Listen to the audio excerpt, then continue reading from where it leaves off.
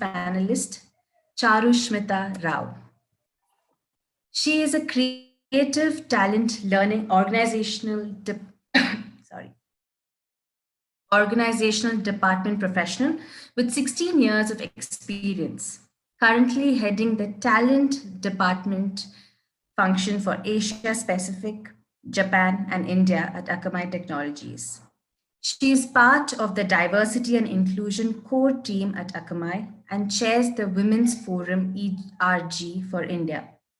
She is recognized as a thought leader who has created global impact in her role, focusing on humanizing frameworks. She has won several awards, including the Brandon Hall and ATD for initiatives across talent development and building inclusive cultures. She is also a co-founder of a creative pursuit called Culture, which aims at making culture cool. Thank you so much for joining us today. It's a pleasure having you with us. Thank you, Nandita. Panelist. Yes, ma'am. Moving on. Our next panelist is Monica SB, a seasoned and strategic attorney, board member, and company secretary with over 15 years' experience in handling legal, secretarial, and compliance functions at Lowe, Goldman Sachs, PwC, Subex, and as an independent law practitioner. She has substantial experience in handling Indian and global contracts, employment advisory, secretarial and statutory compliances, data privacy, legal operations, disputes, litigation, conducting investigations, trainings, managing government, regulatory affairs, policy drafting, and many more. She is also specialized in handling harassment and employee grievance matters. She has a sharp focus on problem solving, risk mitigation, and timely compliance to plan structure approach. Thank you so much, Monica, for joining us today. Thank you, Nandita. It's a pleasure being on the panel today. Thank you. Our next panelist is Sushma Balu, Senior Manager, Brand Communications and Digital, Corporate Communications Professional with 12 years of experience and passion for building technology, healthcare, and lifestyle brands. Her capabilities include delivering across the complete cascade of communications, including media relations, internal communications, company literature, strategic advice on engagement, communications, and management of social media. She's adept at working with global teams as well as local agencies for delivering of projects beyond expectations. Thank you so much, Sushma. It's great having you with us today. Our next panelist is Suparna Kapoor. She is the Deputy General Manager, HAL Management Academy, facilitator, OD specialist, and a happiness coach. Management professional with more than 25 years of demonstrated competency in learning and development and project management of engineering and technology projects in aerospace and telecom. In the past 8 years, she has worked with more than 8,000 executives, including senior leadership, through a wide variety of workshops, sessions in areas of project management, decision-making, leadership, emotional intelligence, personal effectiveness, and well-being. Her core expertise in curating, integrating frameworks, and experiential techniques for NLP, theater, storytelling, creative movement, and arts, and many more, into corporate workshops, currently leading the company's online learning initiatives. Thank you for joining us today, Suparna. Thank you, Nandita. Thanks for the invite. Our next panelist is Shreyoshi Chatterjee. She comes with 6+ years of experience in HR generalist and talent acquisition roles across different sectors such as IT, manufacturing, e-commerce. Is currently working as People Business Partner in AB InBev. As People Business Partner, she has driven people operations and engagement for 400+ span across multiple functions, enabling business to strategic people inputs. Some of her responsibilities have also included implementation of corporate policies in talent acquisition, performance management, diversity, inclusion, learning, development, employee relations, industrial relations, and employee engagement initiatives. Thank you so much for joining us today, Shreyoshi. Thanks, Nandita. Moving on, our next panelist is Katrien, and Katrien is joining us from Belgium. She has been working in diversity and inclusion for more than a decade. Currently based in Brussels, she has lived and worked on 4 continents. She designed and delivered the Diversity Inclusion Program for AXA Technology Services worldwide and worked closely with its CEO and executive committee. Aside from global program approach, she designed and delivered the accompanying D&I training and initiatives and headed the communication plan. She also designed and delivered multiple global webinars and trained internal diversity and inclusion trainers. She has started her own company, Indra Partners. She has delivered multiple programs helping organizations deliver their diversity and inclusion targets. She has done this through designing trainings and business games and through helping them design realistic, practical, and how to programs. The topics include gender, ability, sexual orientation, and religious diversity. Thank you so much. It's a pleasure having you with us today, Katrien. Thank you. It's an honor. Our next panelist for today is Kanti Joshi. She is the founder of SASHA, which was founded in 2012, even prior to the enactment of the Sexual Harassment of Women at Workplace Act 2013. She believes that Team SASHA's role as external consultants in Indian workplace can bring about a major change in translating the letter and spirit of the law into real action. As an external member on internal committees, Kanti supports around 30 workplaces and provides extensive support during inquiries into companies of sexual harassment. Over the last 7 years, Kanti has conducted around 690 awareness sessions on prevention of sexual harassment at workplace in English, Kannada, Hindi for all levels of employees, including senior employees, fresh graduates, contract workers, and so on.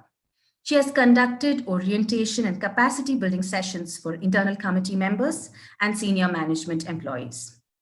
She has also managed POSH campaigns, organized workshops, designed trainings, and developed online modules for clients.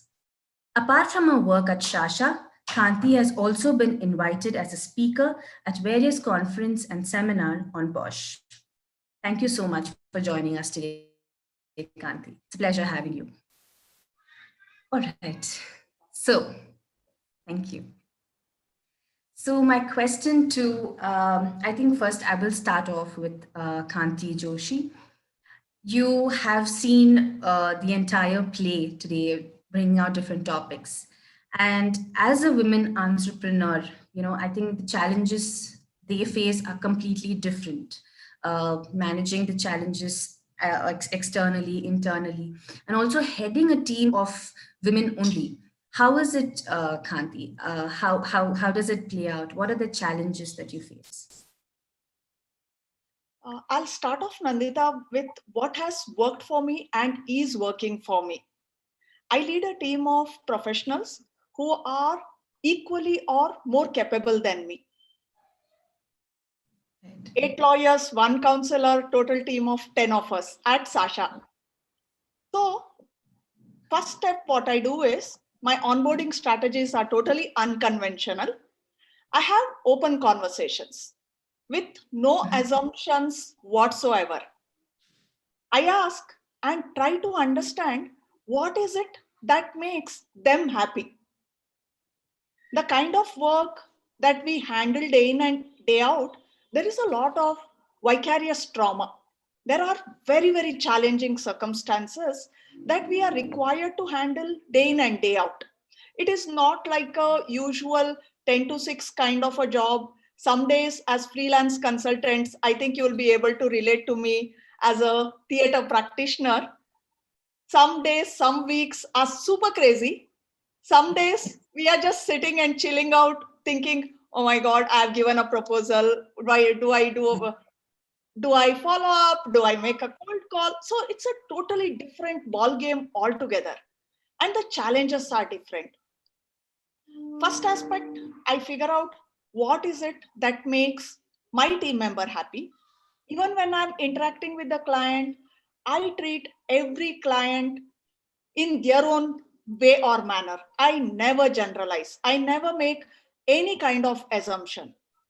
Second aspect is when it comes to my team members, I check how much work they can take on an individual basis. What I want to bring out by sharing this is that every woman has different needs. The choices should be left to that particular woman to make. It could be about the nature of work. It could be about the amount of time, quantity of work. And unless I understand it, I don't think I will be doing justice to my role. The second aspect is I encourage taking risks.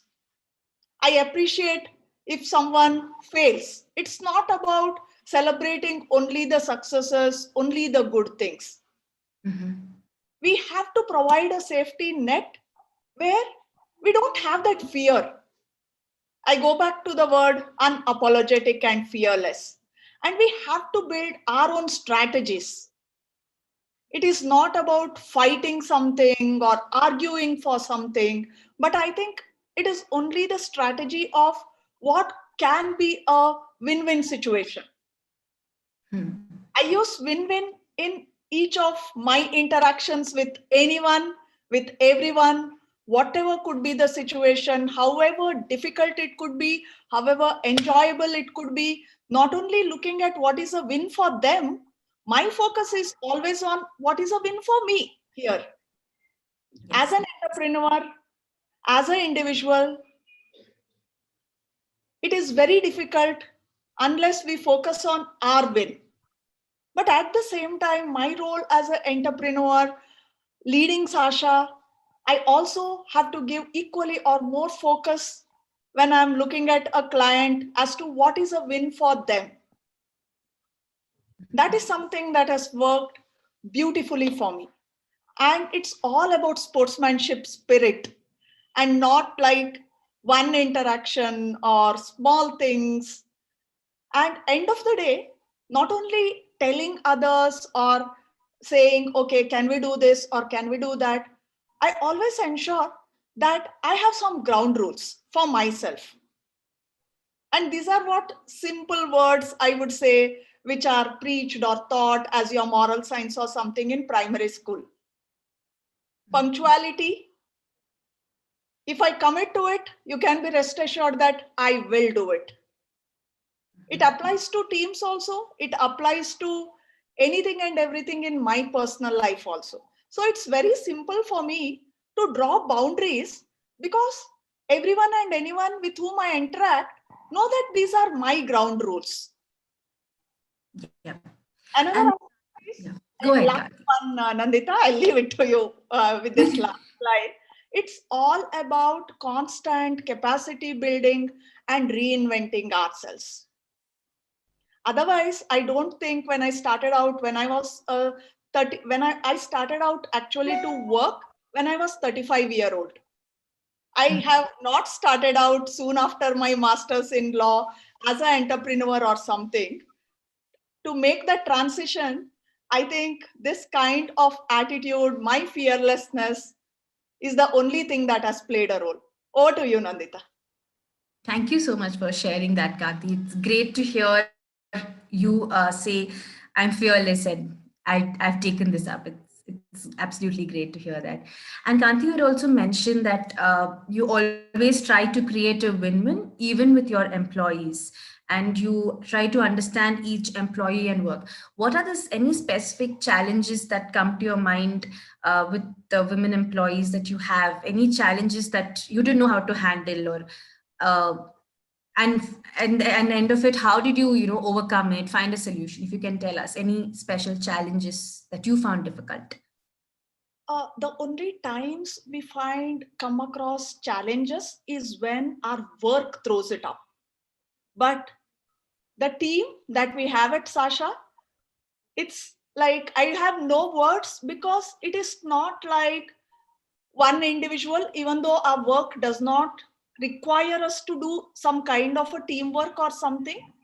But what we have today is a kind of bonding.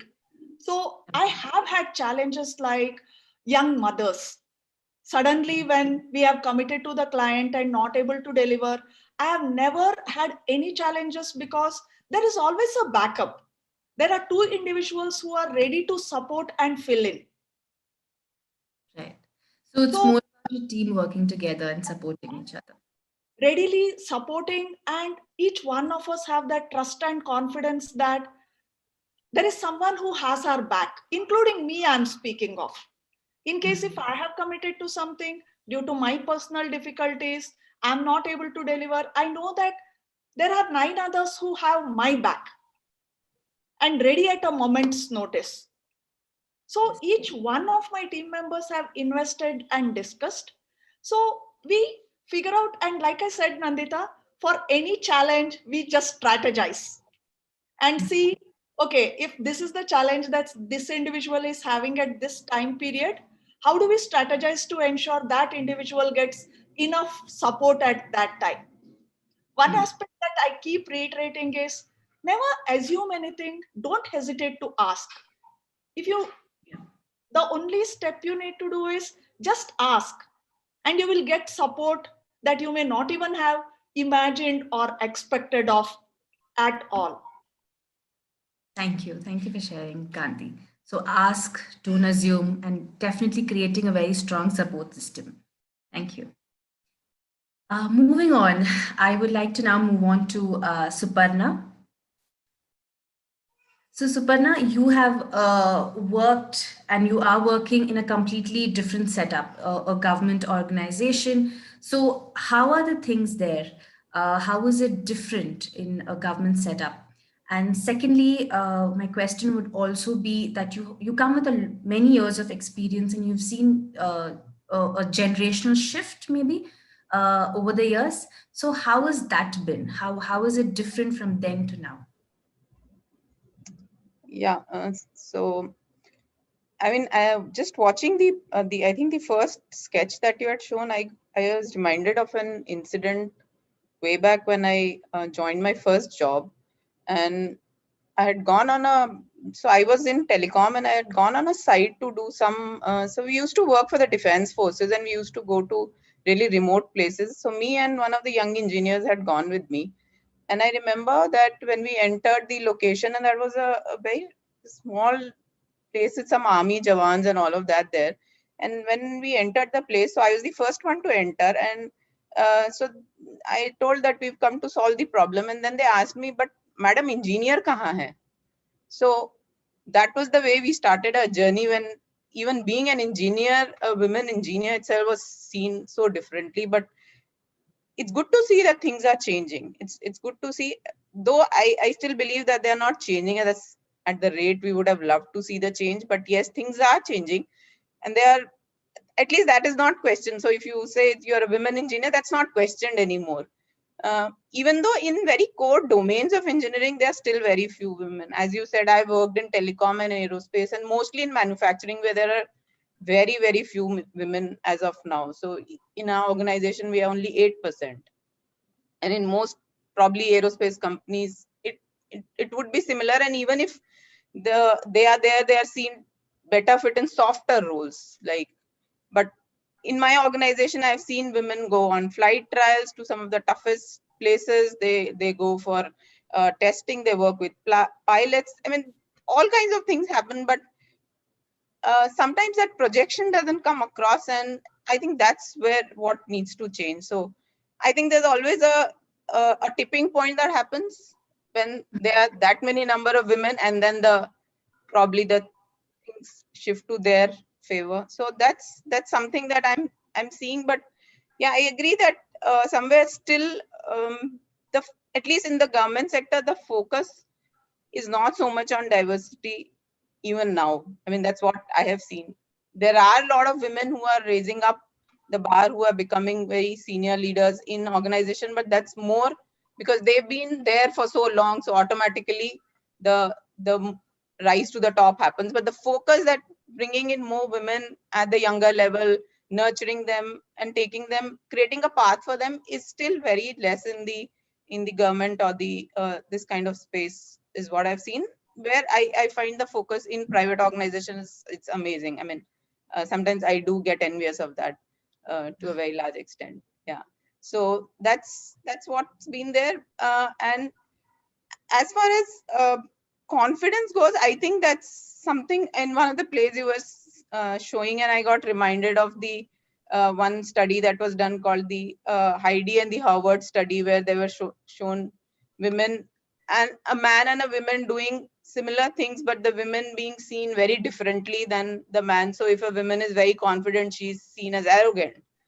But if a man is confident, he's seen as he's a leader. I mean, so those kind of biases exist, and I think that is somewhere that we need to drop and be comfortable in our own heads, that what we are doing is for the organization, what we are doing is for our roles, and whatever in the moment, in the situation, whatever is the right thing to do, we should be okay with it.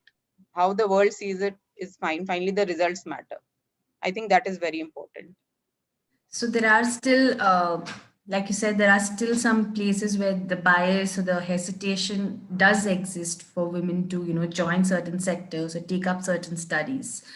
As a how do you think you can approach it? How would you approach it, Suparna, if there is an opportunity to increase that 8% even a little further?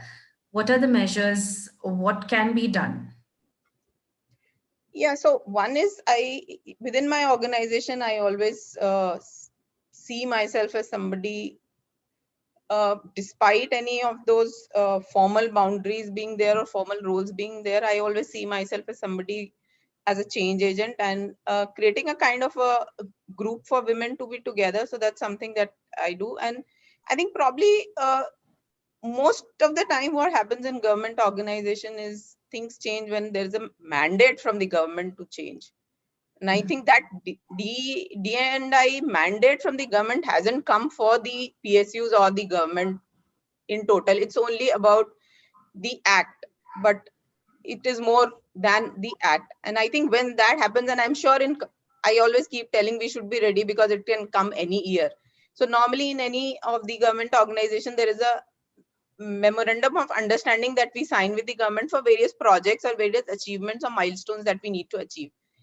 And I really hope that very soon we have this as one of the MOU parameters, so that inadvertently every organization has to take it up. I think that's my hope. And even if that doesn't happen in our own ways, we can still keep doing things in enabling more younger women to come into the workspace, creating more mentoring groups so that they can raise up, creating forums where they can talk about their challenges, and creating support systems so that they can meet the challenges of the work and life that we regularly face. I think one of the things that we need to accept is that we will always be doing multiple roles. I don't think that's gonna change very soon, though a lot of it is being outsourced. I totally agree, but still I think somewhere the prime responsibility still kind of falls on us. And I don't know about others, but there are few roles that I think probably all of us enjoy, and I think being a mother is something that we all of us enjoy, and that will always be coming back to us all the time, and that itself is a big responsibility. So balancing that, I think, is something that rather than resisting, we need to accept and then create possible solutions around that. Absolutely.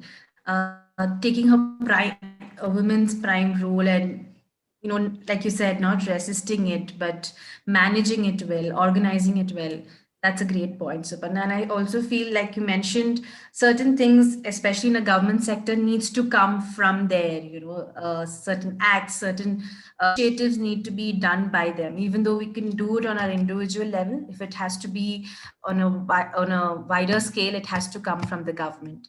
So, great point. Thank you for sharing that, Suparna. Thanks. I will now, thank you.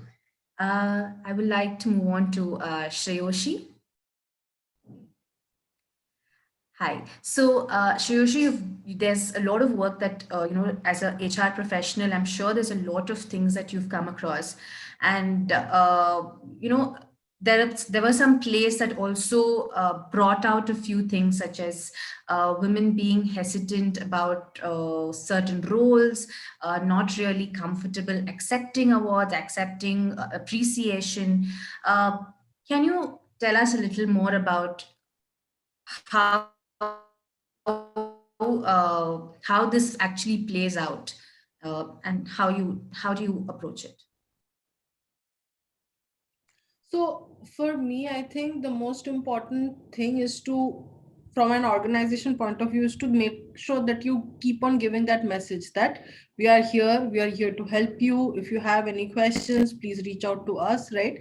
So if you ever go into our ABN Bev offices, you will see everywhere we have posters where we are talking about if you're feeling harassed at the workplace, if you are going through microaggressions at the workplace, please reach out to this. There's a QR code scanner and the employee can directly come to us as well, right? And also one thing that we all HRs do, right, is have a lot of focus group discussions with women. We have a lot of one-on-ones with women. And then certain patterns emerge, right? Women facing a lot of unconscious biases or microaggressions, like they're called today, right? That they are very subtle ways of like pointing out certain things which feel that for a woman that they're not being treated fairly or they're not being treated at par with the rest of the men, right? Like and very small things, right? Like the guys in my office, like when you have a team and your manager is a male employee, right? And you go to the smoking zones to share a cigarette and talk about work while the lady who does not smoke is still sitting at her place, and when they come back they've aligned on certain projects and certain stuff that the ladies put completely out of the picture. Other things like after dinner, after work, people go out for drinks, but some married women in my organization, they have to go home and take care of their kids. They have got other responsibilities, like you said, right? Multiple roles the people like women handle at the same time.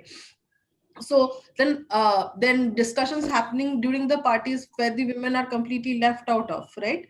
And when they come to know about it next day, they feel like they would there's no like there's a small impact on inclusivity. It might not be very deliberate, the managers might not be even thinking about it, they'd be like, chalo, let's go for a drink, right? And they would not even be conscious that who's there, who's missing out and stuff like that. So putting all these things in focus in front of the managers in a way which is not very preachy or very authoritative, but in a way that they can kind of like enjoy the session but take back the key messages that this is some things that you can do to build a inclusive workplace, and these are some things that we should not be doing as managers, right?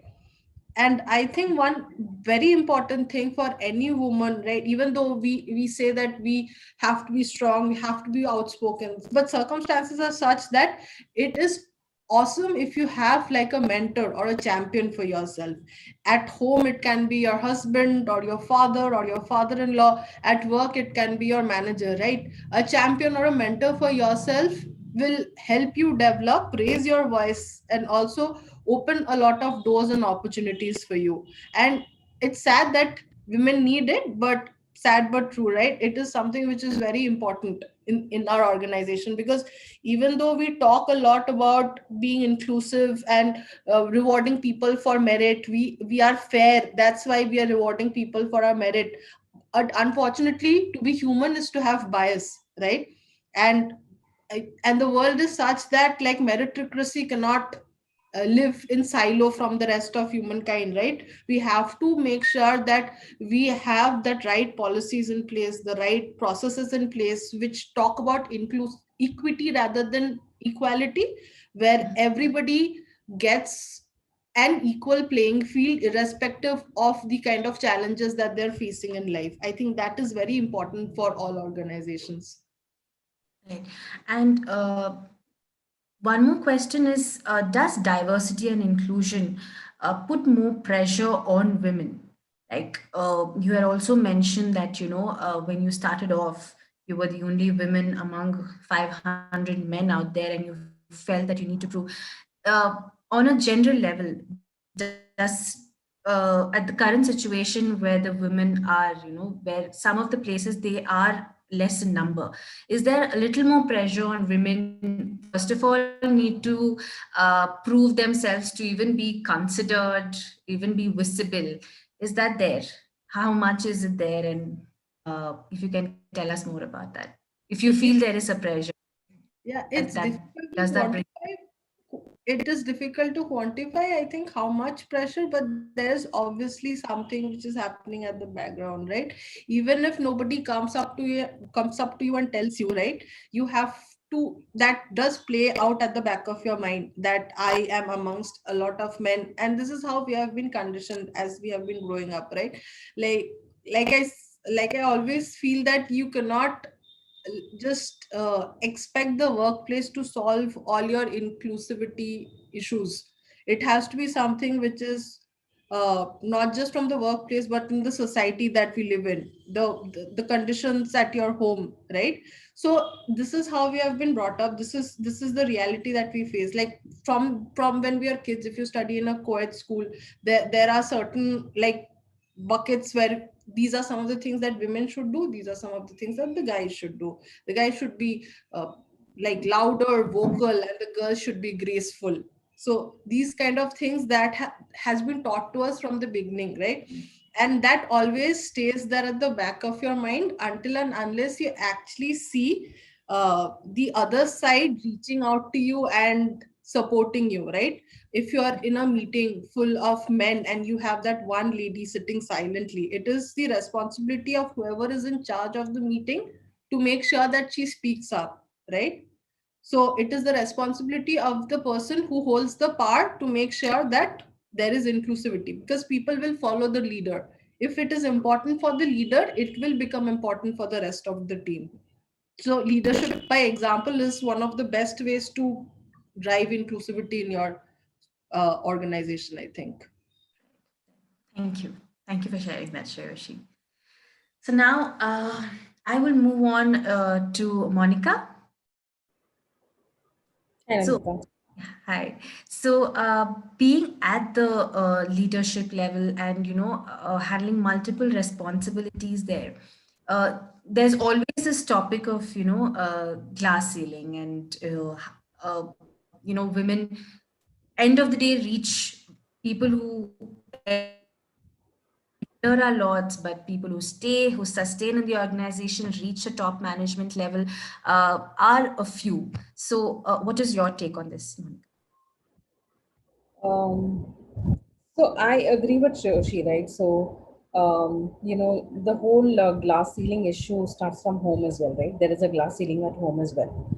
So, when I got married, I was a working daughter-in-law, and I come from a Jain community where women don't work. So initially it was like, if you go to work, that's your problem, but you have to, fulfill all the responsibilities back home. But after a point, like Kanti also mentioned, just being unapologetic about being yourself, not being shy of being successful, not being shy of, you being more educated than some other men in the family. And I was like, I was like, oh my God, if I have to work, I have to do all of this.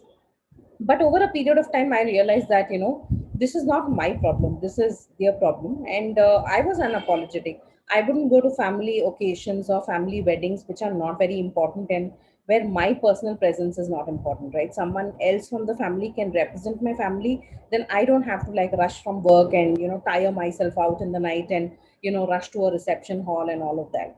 So over a period of time, the reactions from the society moved from oh, she's busy, she's not going to come. Now it has changed to, oh, she's busy, she cannot come.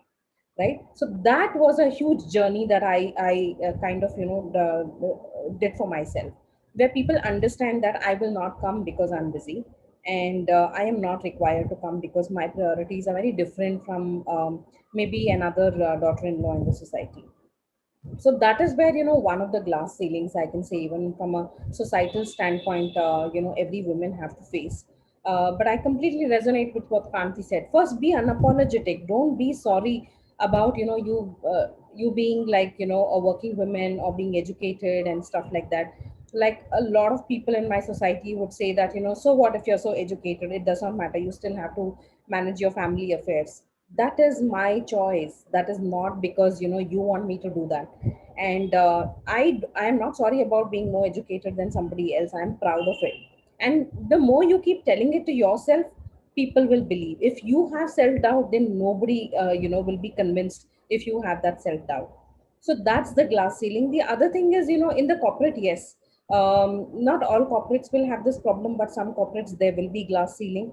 For me, it is about perseverance and uh, being who you are, not trying to be somebody else. So I can say with pride that at Lowe's I am one of the most tenured women leaders in the organization. I have been around ever since Lowe's started. There has been multiple management changes.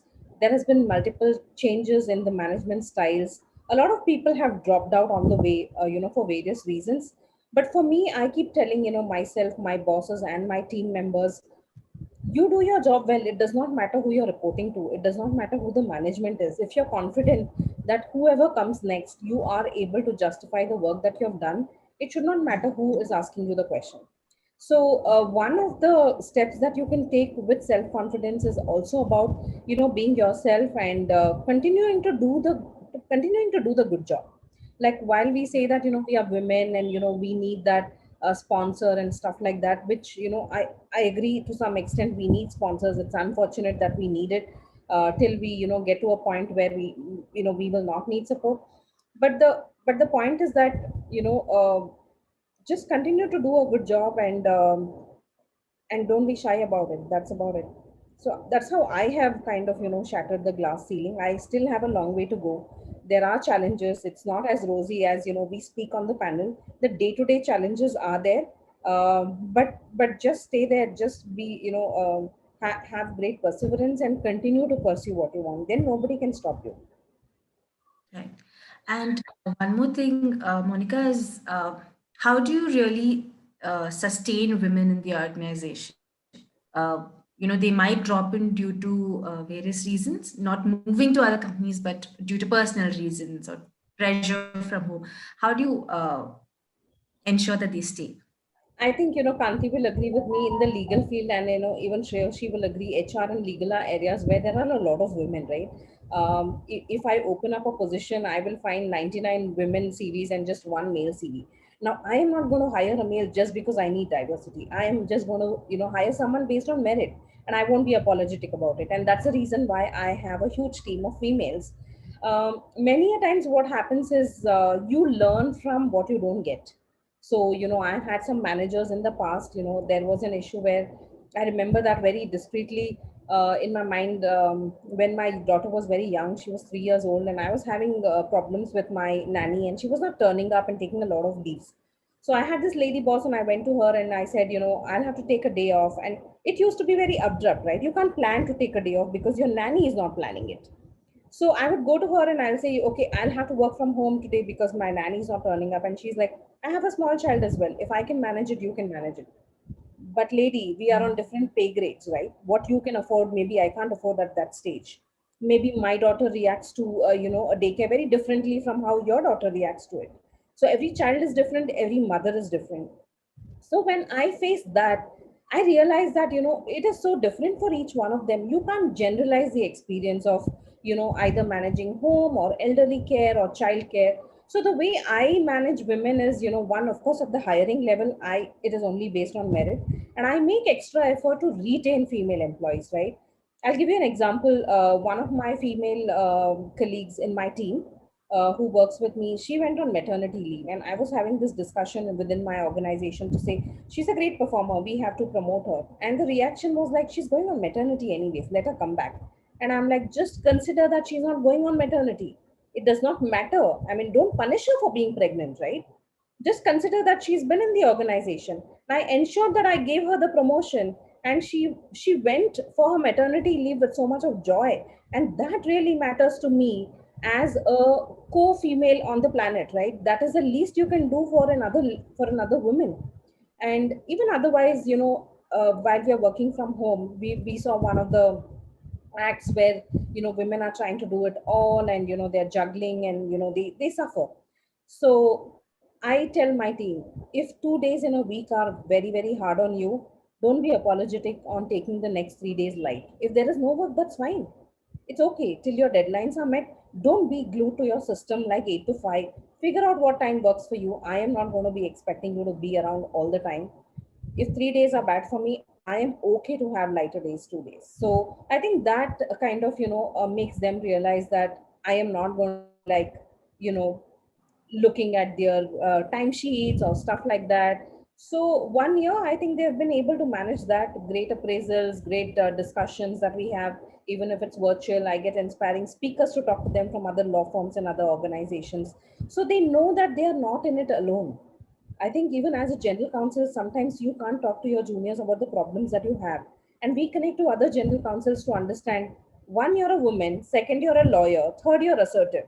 These three are deadly combinations, right? It's fatal. People don't like you for that.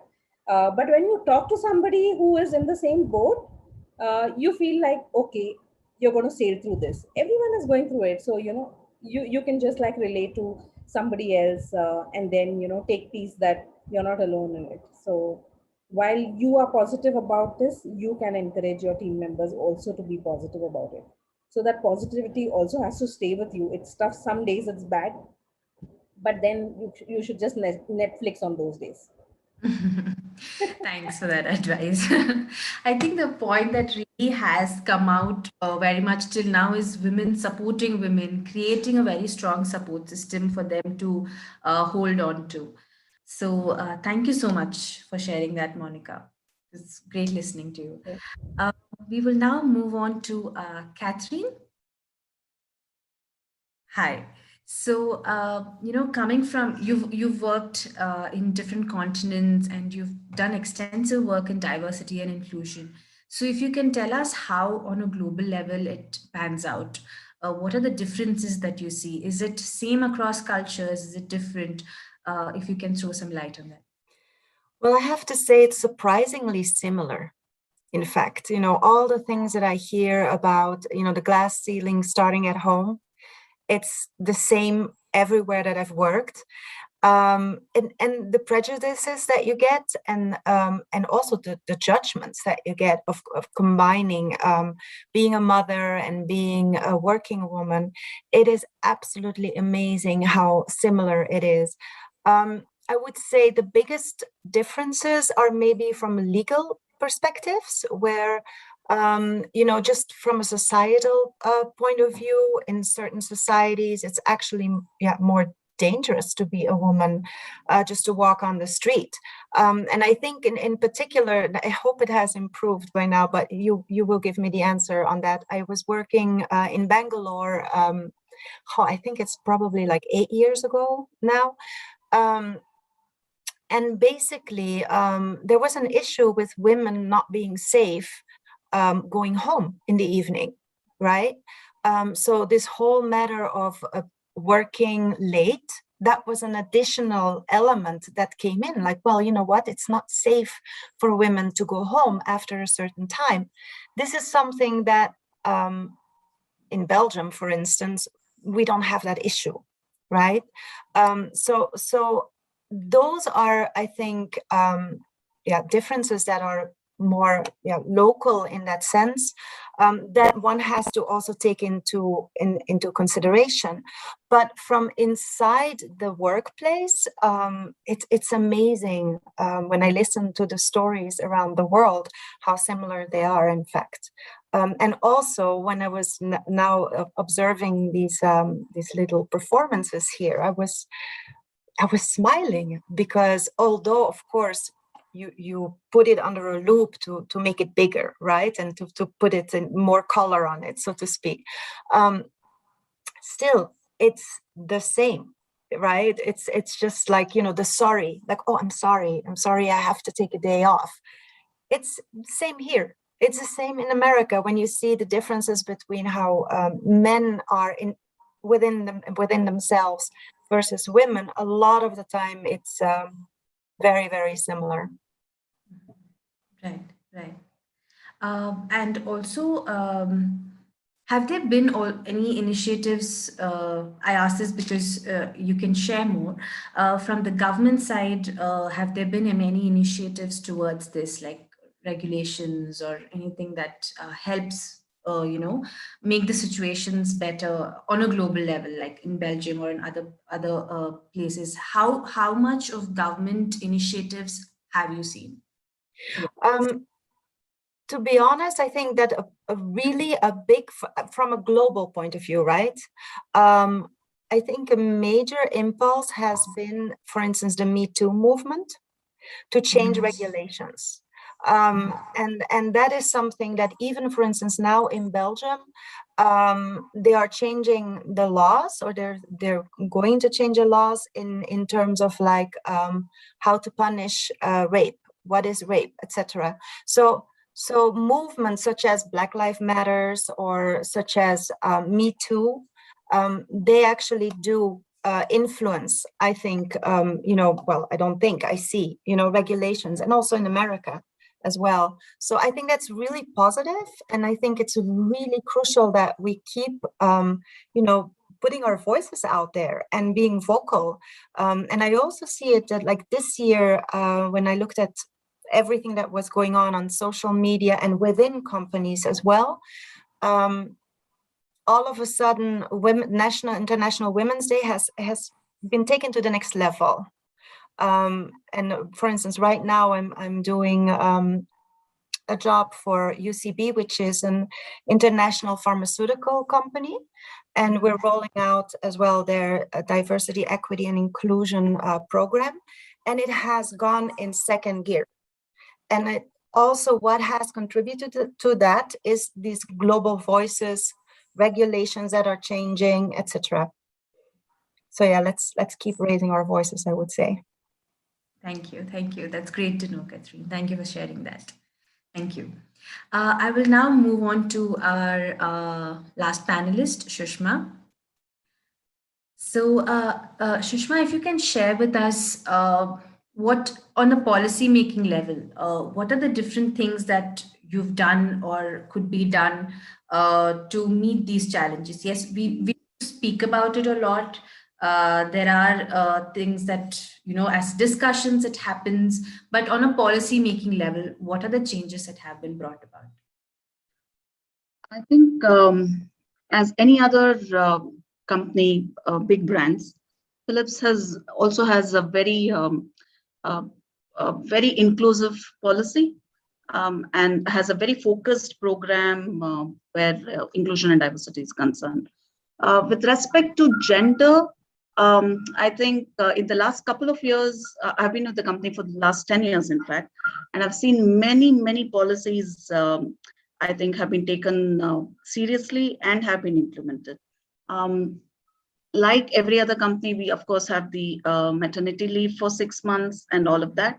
But there is also, I think we go the extra mile, and the teams as a culture, probably more than policy, as a culture, the teams, the managers are very accommodating if they want to take more time off. Yeah. So that is very much considered. Sabbaticals earlier, I think sabbaticals were looked down upon, right? Sabbaticals was almost like you will leave the company, you'll never come back, and all of that. And there have been more opportunities there. And there are certain learning programs that are now specifically for women. Yeah. And in terms of other policies, I think all gender-based pay parity, all of that is the same. There is absolutely no discrimination, and I think probably, yeah, that's what I don't see anything specific. But what I would like to mention is, I know this is more on the Women's Day discussion, but whereas policies regarding to LGBTQ, all of that has actually picked up in the last couple of years. In fact, we cover insurance for same-sex partners, and there's been a lot of progress made there. And also, I don't think many companies do have that, but we already do that for the last couple of years, medical insurance. I think this is probably one of the main difference that I see. in terms of policy. Otherwise, I think in terms of practices, there has been a lot of gain in the last couple of years. The gain is probably also quantified because I joined the company 10 years back. We used to have this Women's Day photograph of women, right? And that used to be like 150 people, nearly 150 women. And now when we take, I have the picture of the last 10 years. We just cannot cover all the women. And it's over 1,000. That's a great So it's a very focused company. step forward. A lot of technologists, they're women. And a lot of scientists and doctors who are part of the company. I think that probably is a big high for me. And in the last couple of months, they also asked me to lead the inclusion and diversity. So I've been taking very tiny steps where that is concerned. So it's amazing to see the stride, you know. So I have this photograph with me, the last 10 years of women together on Women's Day. So that I think has been the progress and the culture also. Right. Thank you. Thank you for sharing that, Sushma. It's great to know the step forward.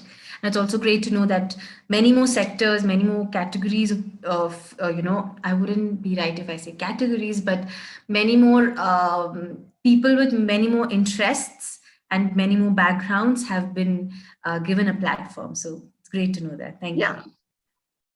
I'll move on to Charusmitha Rao. Hi. So I understand that there's been a chair for Women's Forum, and you've headed a lot of maybe groups where women can maybe voice out their challenges that they face on a day-to-day basis.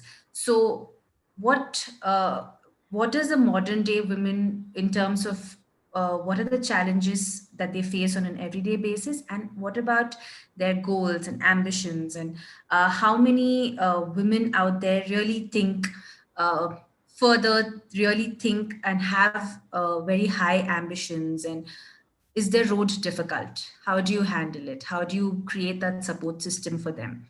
And if you can tell us more. And how do you also create, is it more solution based? Is it the group coming together, creating their own solutions? How does it work? If you can tell us more about it. Sure. Thank you, Nandita. And such wonderful points by all the co-panelists. I could actually just say +1 for all of it, and I would have my answer there.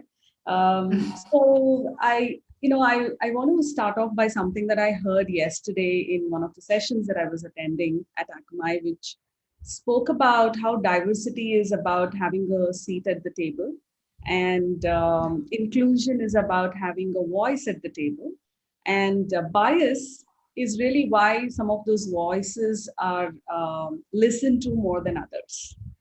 So I think like some of you really summarized it so well, that if you have a brain, you have a bias, and it is something which could be unconscious, and it exists as part of not just an organization in the system, but also in the society, right? So I think this context is similar even in the corporate setup, I would say. So some of the challenges that we all spoke about until now are similar. How having a community, and a lot of you alluded to how that is so powerful, especially this whole notion of I am not alone in this, is so powerful.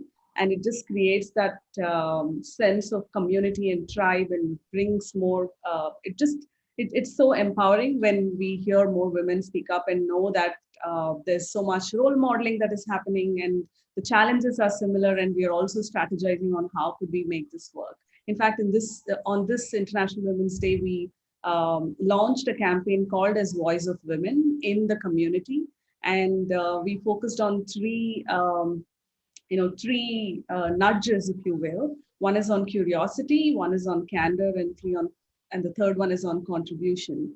And we challenged the women to be a little more curious in the meetings without worrying about what others are going to say. Am I going to sound stupid? Or is it okay to interrupt, like what you showed in your first sketch? Am I saying sorry every time I'm interrupting in a meeting, or every time I have an opinion, or every time I'm asking a question? So can we do that without really feeling all of that?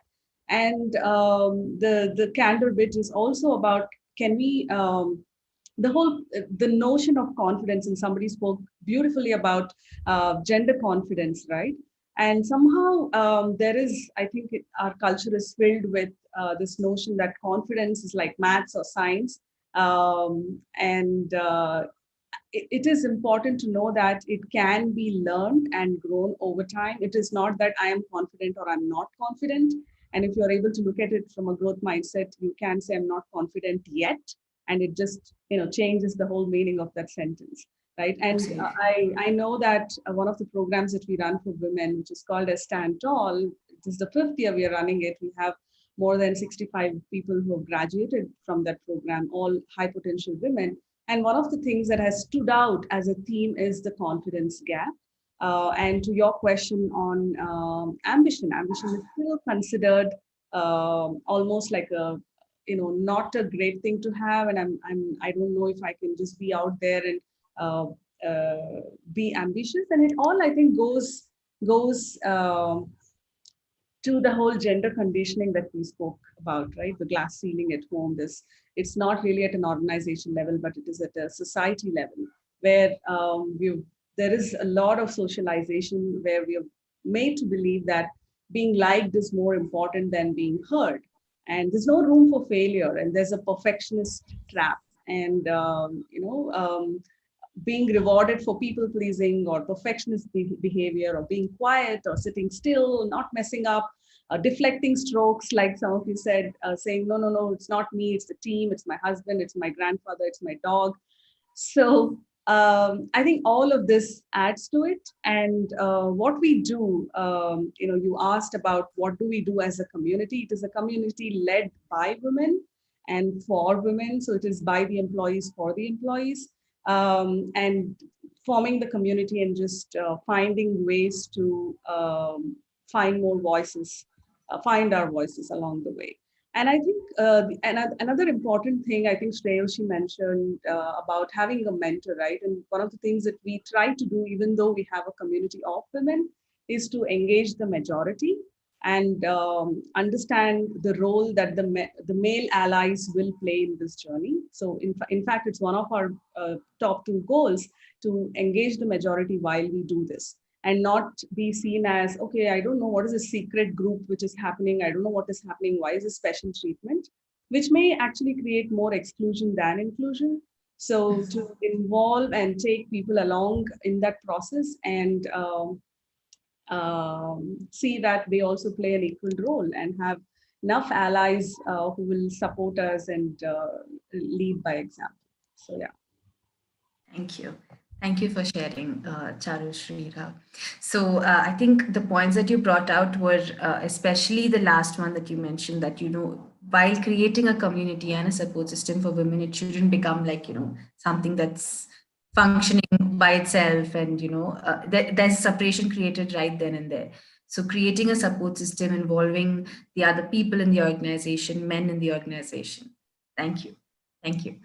So, yes, thank you for sharing all your views. And I think a lot of valuable points have come out.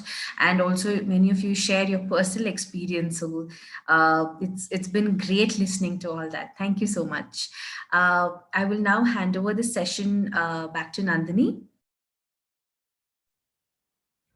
Yes, Nandita, you can hand it over to the actors for the closing act. Okay. All right. So with that, we will come to the end of this panel discussion. Thank you so much for joining us. Thank you. It's been a very roller coaster 2 hours, and I think we will now end this entire show on a creative note. I hand over this session to our actors, Shruti Arun, Namrata Jagdish, and Namrata Agarwal, who will read out a poem to you on women empowerment. Over to them.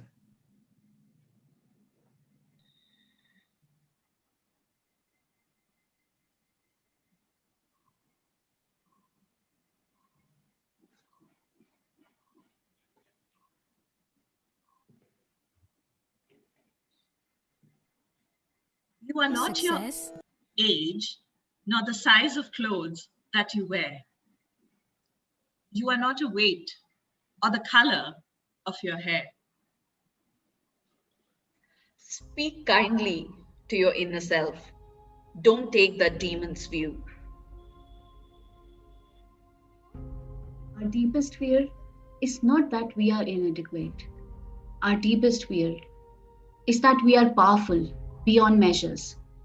It is our light, not our darkness, that most frightens us.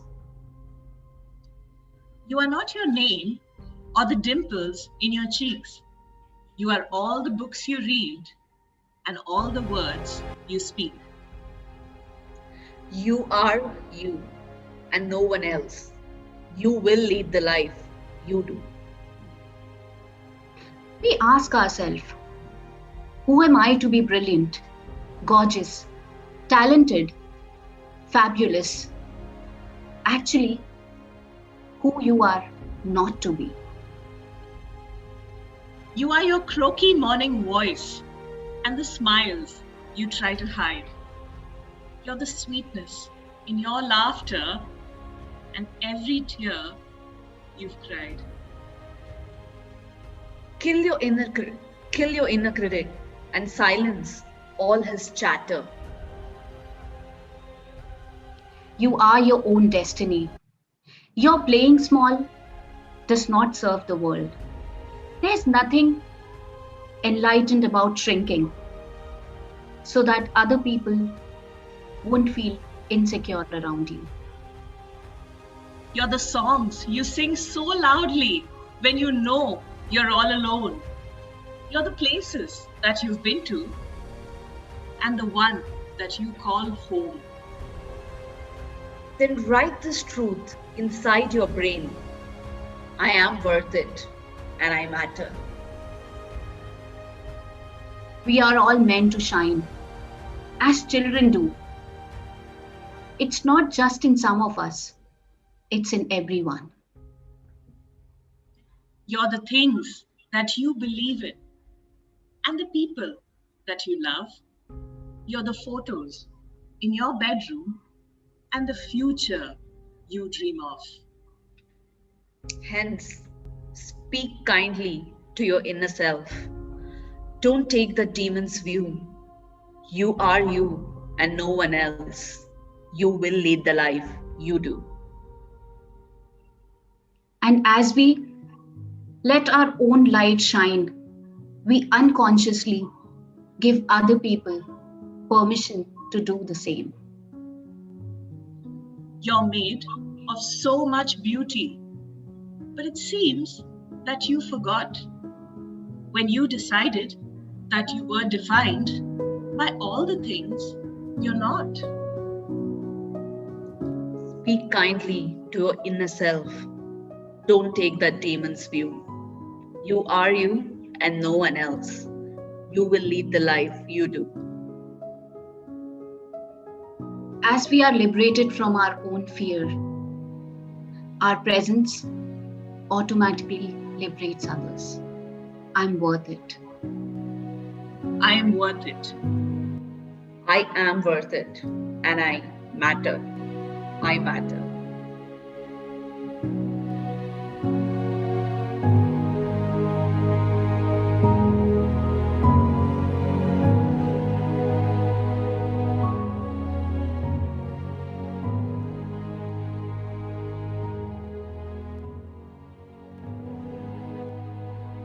Thank you so much.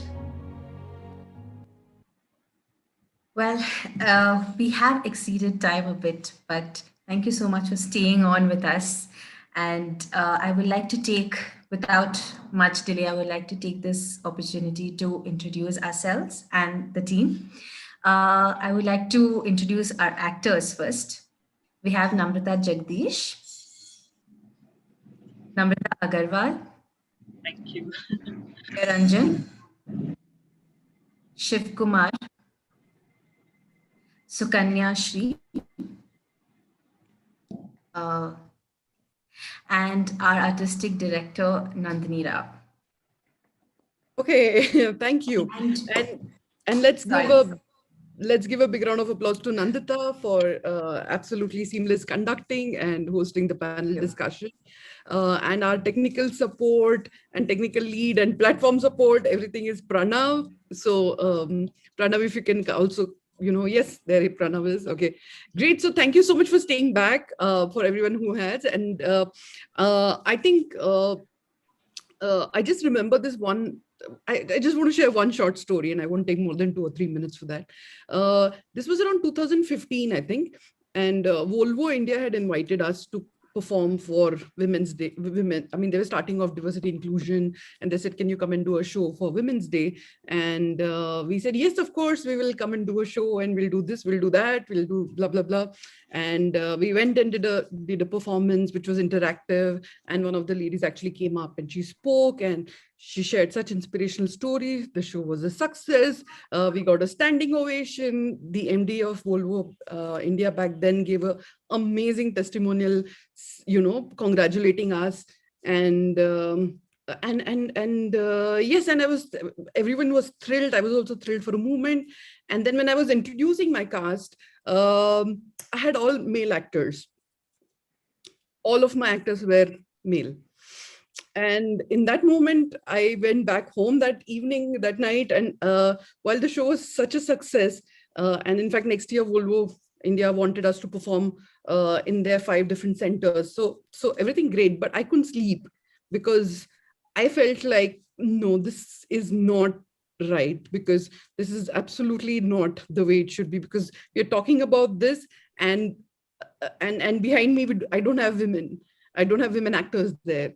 It took almost 5-6 years, or almost from 2013-14 onwards, and it has taken a tremendous amount of efforts. I know it sounds like, I think a lot of times when we do shows, women are like, where is the problem? Like, this doesn't happen to me. All the male colleagues, everyone is so nice to me and there are no issues. Yeah, everything is fine. The amount of denial we have to deal with, not so much from men generally, but from women themselves, that there's nothing really wrong. We are fine. At least it's not true for me. I am very empowered, and it almost feels like we are satisfied with little progress we have made, and we are like, no, we have reached same level. Okay, there's no problem.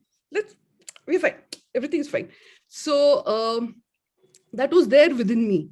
I won't talk about others, but I think I had that many years back, and then it shattered. And only then I woke up and saw what was really going around. And that's when I started my journey of being more aware. And I think all of us have that point of moment of that denial being shattered. And for me, I think there have been many of those moments. And this show at the end of the day of Volvo show was that shattering moment again for me.